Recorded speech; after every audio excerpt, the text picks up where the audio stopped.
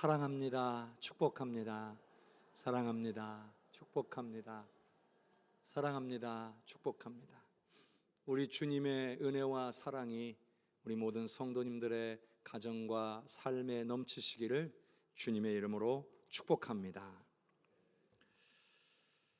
계속해서 우리 해성교회의 2025년 표어인 거룩한 습관을 가진 영적 공동체와 관련된 말씀을 나누고 있습니다.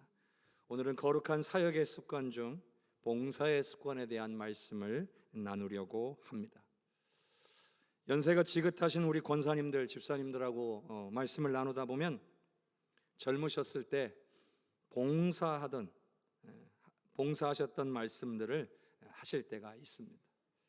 그런데 흥미로운 사실은 모두가 비슷한 이야기를 하신다는 거예요.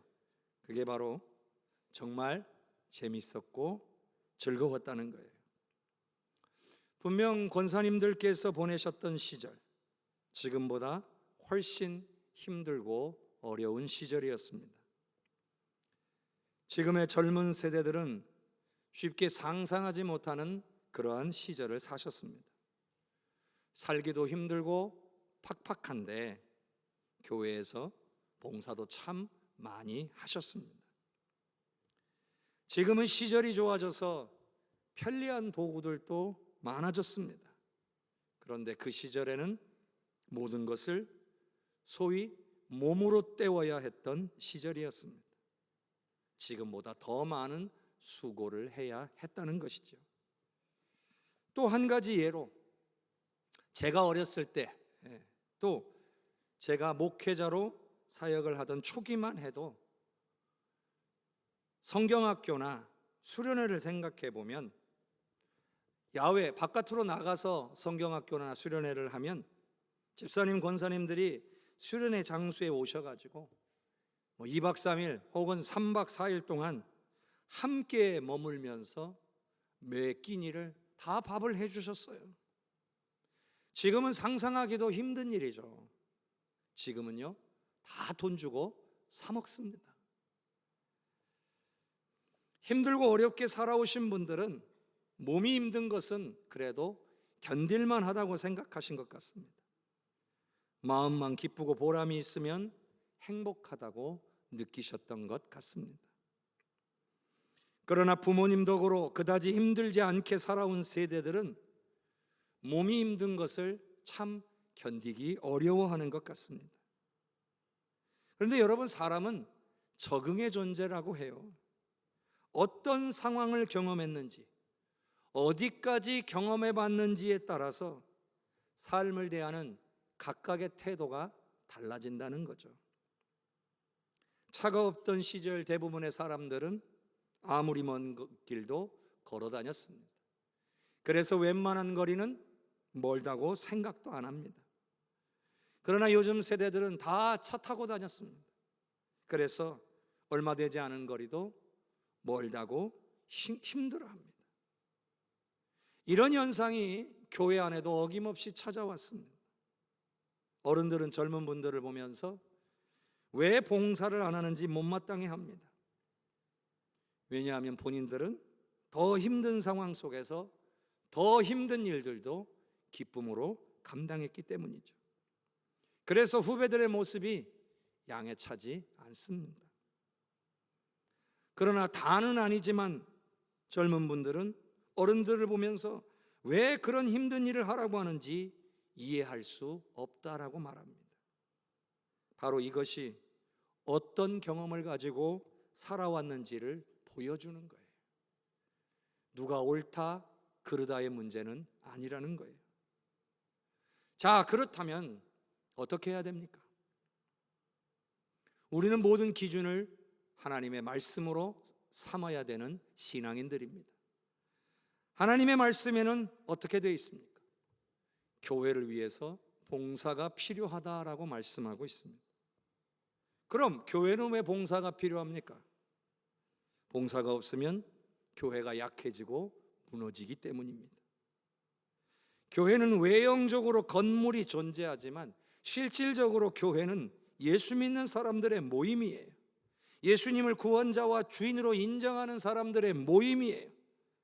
그래서 예수님께서 말씀하시는 것을 믿고 따르기로 작정한 사람들의 모임이에요. 이게 중요합니다. 그런데 성도들 중에는 예수님을 믿지만 예수님의 말씀을 믿고 따르는 데는 주저하는 성도들이 있습니다. 그런데 이런 성도들이 많아지면 교회는 약해지고 무너지기 시작하는 거예요. 반대로 예수님의 말씀대로 순종하려는 성도들이 많아지면 교회는 건강하고 부흥하게 되는 거예요. 결국은요, 부메랑 같은 거예요. 말씀대로 순종하는 일은 교회를 유익하게 할 뿐만 아니라 결국 교회가 유익해지면요, 자기 자신한테도 좋은 일이에요. 왜? 나는 교회의 멤버니까요. 그러나 교회 하나님의 말씀에 불순종하게 되면 교회를 연약하게 만들기 때문에 결국 자기 자신한테도 좋지 않아요. 나도 같이 연약해지는 거예요. 그래서 주님께서는요, 우리를 구원만 하신 게 아니에요. 우리를 구원만 하신 것이 아니라 구원하심과 동시에 우리를 사명자로 부르신 거예요. 저와 여러분 모두가 사명자로 부름받았음을 믿으시기를 바랍니다. 여러분을 부르신 존재는요, 목사도 아니고 교회도 아니에요. 하나님께서 부르신 거예요. 하나님께서 여러분을 사명자로 부르셨다는 거예요. 그런데 혹시 이 중에 나는 아닙니다, 이렇게 부인하는 분이 계십니까?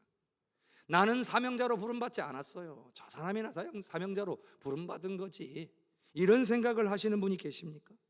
그렇다면 성경을 다시 읽어보십시오. 분명 주님은 우리 모두를 사명자로 부르셨다는 사실입니다. 성경에 나오는 대부분의 믿음의 선배들은 죽는 날까지 사명자로 살았습니다. 그들이 사명자로 살았기 때문에 우리에게 복음이 전해진 거예요. 하나님의 소원은 온 천하 만민이 구원을 받는 것입니다. 그러면 누군가는요, 복음을 전해야 되는 거예요. 그리고 그 누군가가 누굽니까? 복음을 먼저 받은 사람들이에요. 이건 구원받은 백성 모두에게 해당되는 말이라는 거예요.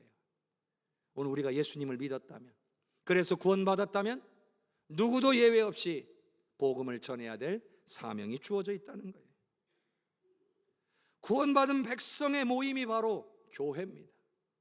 그러면 교회는 어떤 곳이 되어야 되느냐? 사명자를 길러내는 곳이 되어야 돼요. 이건 은혜만 받고 끝내면 안 돼요. 그 은혜를 받아서 사명을 감당해야 돼요.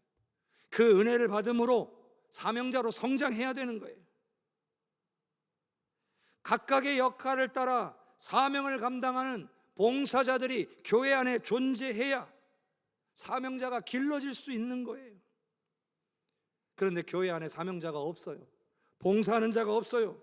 그러면 그 교회는요, 사명자를 더 이상 길러낼 수 없는 교회가 되고 마는 거예요. 그렇게 교회들이요, 문을 닫습니다. 서양의 교회들이 그랬어요. 편한 것을 추구하고 봉사하려, 헌신하려 하지 않으니까 교회가 점점점 힘을 잃어가다가 사명자를 키워내지 못했어요. 그래서 서양의 수많은 교회들이 문을 다 닫았어요.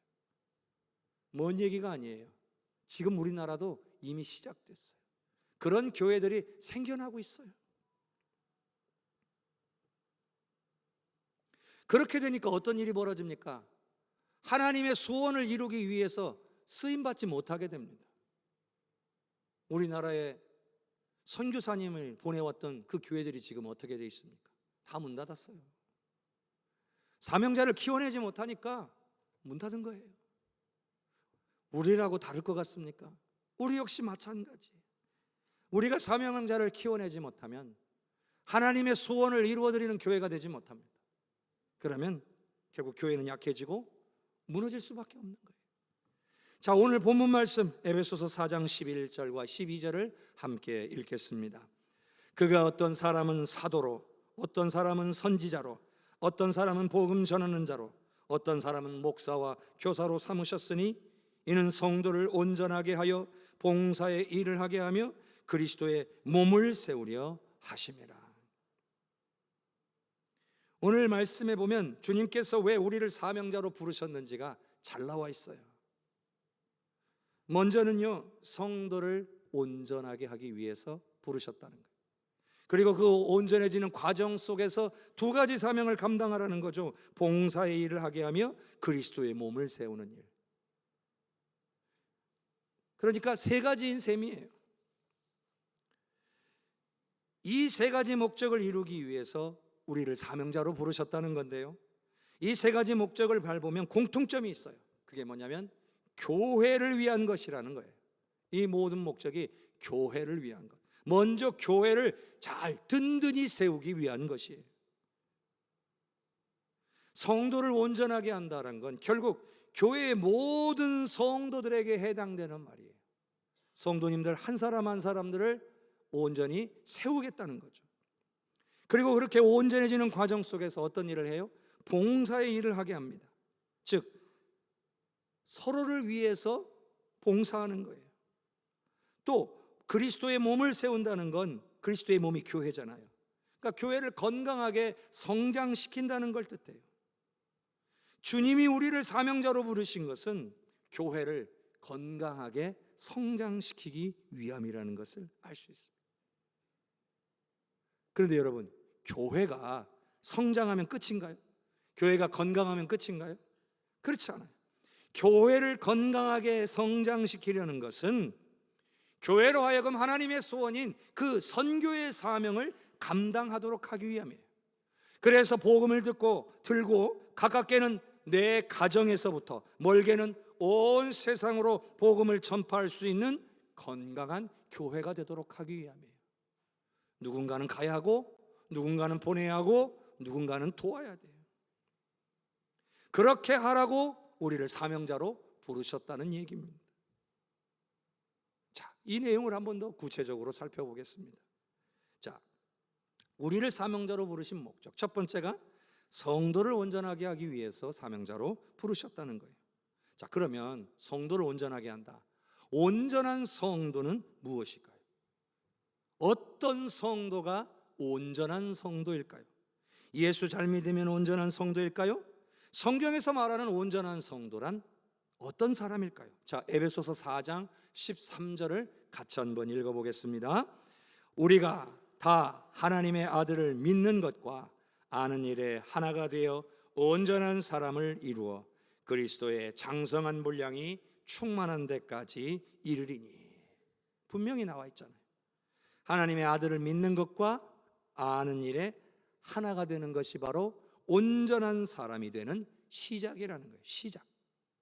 이게 끝이 아니에요. 하나님을 믿고 예수님을 믿고 예수님을 아는 걸로 끝나는 게 아니에요. 그러면 온전한 사람 다 됐다? 아니에요. 그게 시작일 뿐이에요. 그 완성은 뭐냐면 그리스도의 장성한 분량에 충만한 데까지 이르는 거예요. 그러니까 예수님의 장성한 분량이 충만한 것은 때까지 이른다. 이 말은 무슨 말이에요? 예수님을 닮는다는 말이에요. 닮는다는 거예요. 그게 온전해진다는 뜻이에요. 처음에는 예수님을 믿는 것부터 시작이죠. 예수님을 아는 것부터 시작이에요. 그런데 믿고 아는 것에서 끝나지 말고 예수님을 닮아가는 이 과정을 겪어내야 된다는 거예요. 그래야 온전한 성도가 될 수 있다는 거예요. 자, 그런데 여러분, 온전해지는 것은요, 명령이라는 사실이에요. 우리 주님의 명령이에요. 자, 마태복음 5장 48절을 같이 읽어보겠습니다. 그러므로 하늘에 계신 너희 아버지의 온전하심과 같이 너희도 온전하라. 아멘. 우리 주님의 명령입니다. 여러분 믿으시기를 바랍니다. 우린 예수님을 받아들이기로, 예수님을 믿고 받아들이기로 선택한 사람들, 결단한 사람들이에요. 그 덕분에 은혜로, 예수 그리스도의 은혜로 구원받은 하나님의 자녀가 된 거예요. 우리가 잘 선택하지 않았으면 이 은혜는 우리가 누릴 수가 없는 거죠. 그래서 하나님의 자녀가 되었다면 예수님의 말씀처럼 온전해지는 것은 우리의 선택으로 말미암아 우리에게 주어진 의무예요. 의무. 반드시 감당해야 될 의무라는 사실이에요. 예수님은 믿겠습니다. 그런데 예수님은 닮지 않겠습니다. 이건 잘못된 거예요. 구원은 받고 싶습니다. 그런데 온전한 성도가 되고 싶지는 않습니다. 이건 말이 안 되는 거예요. 이건 따로따로 말할 수 있는 게 아니라 하나예요, 하나. 믿는 것과 예수님을 닮는 것은 하나의 과정이에요. 구원받는 것과 온전한 성도가 되는 건 하나의 과정이에요. 그러니 우리 인생 최대의 목표는 뭐가 되어야 되느냐? 예수님을 닮는 게 돼야 돼요. 자, 여러분 스스로에게 한번 질문해 보세요. 나의 인생의 최대의 목표는 무엇인가? 젊은 분이나 연세가 지긋하신 분이나 똑같이 이 질문에 대한 답이 있어야 돼요. 이곳에 계신 분들이 예수 믿는 분이라면 예수님을 닮는 것이 인생 최대의 목표가 되어야 돼요. 주님 오시는 그날까지 우리는 그것을 위해서 살아가야 된다는 거예요. 예수님 말씀하신 것을 마음에 새기고 그 말씀대로 순종하며 예수님께서 걸어가신 길 나도 걸어가려고 하는 거예요. 그게 예수님을 닮는 거예요. 성경 속에 나오는 믿음의 선배들이 온전해지는 과정 가운데 있을 수 있었던 것은 그들이 사명에 헌신했기 때문이에요. 바울 사도는 생명의 면류관, 의의 면류관을 얻기 위해 사명에 목숨을 걸었잖아요. 그래서 예수님을 닮은 온전한 사도가 될 수 있었던 거예요. 여러분, 우리에게 주어진 사명을 감당하는 일, 내가 할 수 있는 봉사를 함으로 사명을 감당하는 것은 나 자신을 온전하게 하는 일이에요. 나아가서는요, 교회를 건강하게 세워가는 일이기도 해요. 여기 계신 한 사람 한 사람이 온전해지기 시작하면 교회는 강건해질 수밖에 없어요. 그러니까 나에게도 유익하고 오늘 우리에게도 유익한 일이에요.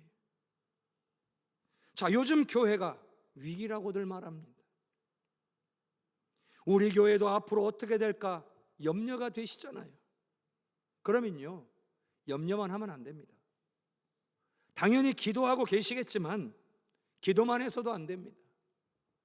내가 할 수 있는 사역, 내가 할 수 있는 봉사를 해야 돼요. 주님이 우리한테 기도만 하라 하신 적 없어요. 주님은 우리에게 사명을 감당하라 말씀하셨다는 사실을 잊어서는 안 되는 거예요. 그러면 여러분, 힘들어도 해야 합니다. 힘들어도 해야 돼요. 물질도 드리고 시간도 드리고 몸과 마음도 드려야 합니다. 그렇지 않으면 우리는 온전해지기 어렵습니다. 우리가 온전해지기 어려워지면 교회도 약해질 수밖에 없어요. 사랑하는 성도 여러분, 여러분에게 주어진 봉사의 사명을 감당함으로 여러분 자신을 온전하게 하시고 또한 교회를 온전하게 하시는 성도님들 되시기를 주님의 이름으로 축복합니다. 두 번째는요, 그렇게 우리를 온전하게 해가지고 그 온전해지는 과정 속에서 완전히 온전해진 사람이 주의 일을 하는 게 아니에요. 그 과정 속에서 하는 거예요. 그 온전해지는 과정 속에서 봉사의 일을 하라고 우리를 사명자로 부르셨다는 거예요. 근데 여러분, 봉사의 일을 한다는 건요, 어떤 자리냐면 섬기는 자리예요. 낮아지는 자리예요. 높아지기보다는요, 낮아지는 것을 선택하는 거예요. 세상에서는요, 높아지려고 하죠. 높아져야 더 많은 힘과 명예와 권력과 이런 모든 것들을 누릴 수 있으니까요. 힘과 돈을 가진, 권력을 가진 자 앞에서 어쩔 수 없이 낮은 자리에 있잖아요. 그러니까 어떻게 해서든지 높아지려고 하는 거예요. 그런데 주님 나라에서는 이게 안 통합니다. 주님 나라에서는요, 높아지려고 하는 거 하나님 인정 안 하십니다. 오히려 하나님은 스스로 낮추는 자를 높여주시는 줄로 믿습니다. 마태복음 23장 11절과 12절을 같이 읽어보겠습니다. 너희 중에 큰 자는 너희를 섬기는 자가 되어야 하리라. 누구든지 자기를 높이는 자는 낮아지고 누구든지 자기를 낮추는 자는 높아지리라. 여러분, 이것이 천국에서 이루어지는 일입니다. 그러므로 교회 안에서 봉사의 자리에 있는 분들, 사명을 감당하는 분들은요, 천국 방식을 실천하고 계신 분들이에요. 그런데 교회 안에서도 대접받기를 원하고 높아지기를 원하는 사람은요, 세상 방식을 교회로 가지고 들어오는 사람인 거예요. 그런 사람은 하나님이 기뻐하실 수가 없습니다. 세상에서 높은 자리에 있는 것, 세상에서나 있을 때뿐이에요. 교회 안에 오면요, 천국에서는요, 아무 소용없는 일이에요. 왜냐하면 우리 주님은 자기를 낮추는 자를 높이시는 분이시기 때문인 거예요. 그런데 여러분요, 우리는 죽어서만 천국 가는 사람들 아니에요. 이 땅에 사는 동안에도 천국을 누리고 맛보고 살아야 돼요. 그리고 우리가 있는 이 교회가, 오늘 여기 계신 우리가 천국이 되어야 돼요. 그런데 우리가 다 높아지려고만 하면, 다 대접만 받으려고 하면 교회는 절대로 천국이 될 수 없습니다. 그런 곳에 누가 찾아오겠습니까? 반대로 모두가 자신을 낮추고 기쁨으로 봉사하려고 하면 교회는 천국이 될 겁니다. 그러잖아요. 막 서로가 앞다투어 막 섬기려고 해요. 그러면 그렇게 좋은 일이 어디가 있어요?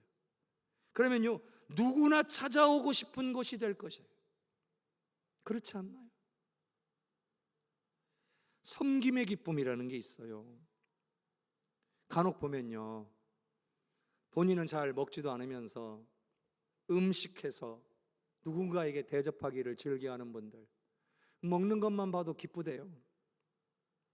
그런 분들은요, 나눔과 섬김을 통한 기쁨을 아시는 분들이죠. 그런데 만일 여러분 그 기쁨을 모른다라고 생각해 보세요. 그러면 그 섬김은요, 짐이 되고 부담이 될 수밖에 없는 거예요. 섬김의 기쁨을 우리가 경험해 봐야 된다는 거예요. 아, 내가 이렇게 섬겼더니 이게 정말 기쁜 일이구나. 이걸 한 번씩들 우리가 느껴봐야 된다는 거예요.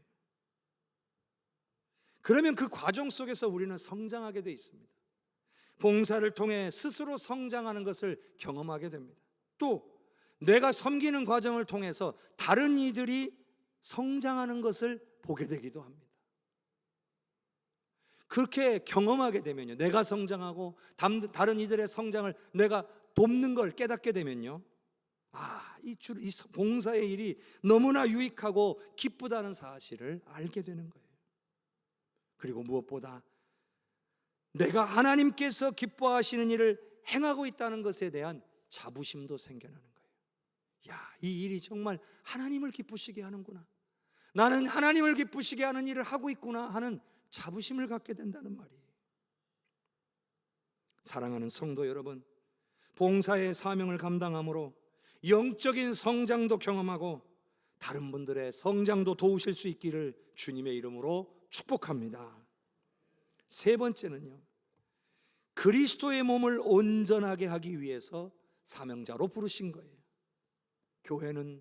교회의 머리는 바로 예수님이시죠.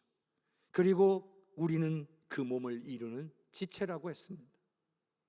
이 말은 여러분, 성도란 홀로 신앙생활할 수 없다는 거예요. 우리의 믿음은 교회 공동체 안에서 유지되고 성장할 수 있다는 거예요. 서로가 서로에게 영향을 미친다는 얘기예요. 그러니까 긍정적인 영향을 미치면 함께 세워져 가고 함께 성장할 수 있는 거고, 부정적인 영향을 미치다 보면 함께 무너지는 거예요. 그래서 우리가 긍정적으로 서로가 서로를 세워가게 되면 이 사명 감당하는 것이 얼마나 효과적인지를 깨달을 수 있게 되는 거예요. 영적으로나 육적으로 연약한 성도가 있다? 그러면 그들을 섬기고 세우는 것이 성도의 사명이에요. 가만히 내버려 두면 안 돼요.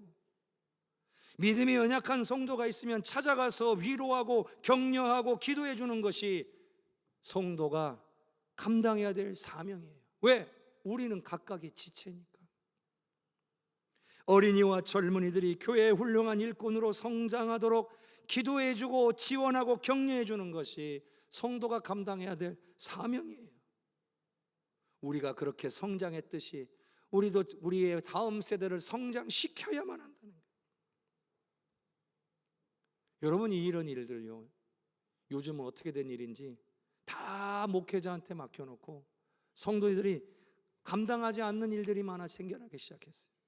그래서 성도님들이 예전보다 능력이 너무나 없어졌어요. 막 기도하면 은사가 나타나고 기도하면 질병이 치료되고 그랬잖아요. 근데 어찌 된 일인지 다 능력 없는 신앙인들이 되어서 이제는 누구를 세우기는커녕 자신의 믿음 지키기도 힘든 상황에 놓여 있는 그런 모습들을 보이기 시작한다는 거예요. 여러분, 우리가 그렇게 돼버리면요, 어떻게 되겠습니까? 우리의 후배들이 뭘 보고 배울까요? 우리가 연약한 이들을 세워주고 그들을 위해 기도해주고 그들을 위로해주고 격려하고 이런 모습으로 살아가면 우리 다른 성도들도 또 다른 우리 후배들도 그런 선배들의 모습을 보고 배우고 성장하는 거예요. 그래서 나중에 똑같이 하는 거예요. 그런데 걱정만 하고 염려만 하고 불평만 하고 있으면 어떻게 될까요? 똑같은 후배들이 나오는 거예요. 교회도 집도요, 부모가 맨날 걱정하고 염려하고 불평 불만만 하면 자녀들도 똑같이 해요. 나중에 그런 자녀가 돼요. 걱정을 배우고 염려를 배우고 불평을 배우는 거예요. 섬기려 하지 않고 희생도 하지 않으려고 할 거예요. 편안하게만 살려고 할 거예요. 그런데 힘들지만 어렵지만 주님 앞에 봉사하면서 기뻐하고 즐거워하고 감사하며 살면 우리의 후배들도 똑같이 봉사하면서 기뻐하고 즐거워하고 감사할 줄 알게 되는 거예요. 똑같이 배우는 성도들이 나오게 된다는 거죠. 그래서 교회를 세워갈 수 있는 거예요. 섬기는 사명, 봉사의 사명, 이것은 하나님께서 우리 모두에게 주신 사명입니다. 그러니 내가 교회를 위해서, 우리 신앙 공동체를 위해서 적어도 한 가지 이상은 봉사하셔야 돼요. 젊은 날에 했던 것만큼 하실 수는 없을 거예요. 그때처럼 해라 그런 거 아니에요. 여러분의 상황과 형편에 맞게 여러분이 할 수 있는 봉사를 해야 돼요. 아무리 작은 거라도 내가 이 일을 행함으로 우리의 교회가 조금이라도 온전해질 수 있다면, 우리 교회가 조금이라도 유익을 줄 수 있다면 그거를 사명으로 여기고 기꺼이 감당하시면 되는 거예요. 사명감을 가져야 해요. 우리가 봉사의 일을 함으로 하나님이 기뻐하신다는 것을 잊지 말아야 돼요. 우리는 하나님을 기쁘시게 하기 위해 존재하는 사람들이잖아요. 여러분, 어떻게 하나님을 기쁘시게 하고 있나요? 무엇을 향함으로 하나님을 기쁘시게 하고 있나요? 여러분의 섬김을 통해 여러분 자신과 교회가 건강하고 성장하게 된다는 것을 잊지 마시길 바랍니다. 우리 혜성교회가 앞으로도 하나님의 영광을 위하여 쓰임받기를 원하신다면 거룩한 봉사의 습관, 사명을 감당하는 습관을 가지시기를 바랍니다. 주님의 나라와 우리 혜성교회와 여러분 자신을 위해서 거룩한 봉사의 습관을 갖는 성도님들이 되시기를 주님의 이름으로 축복합니다.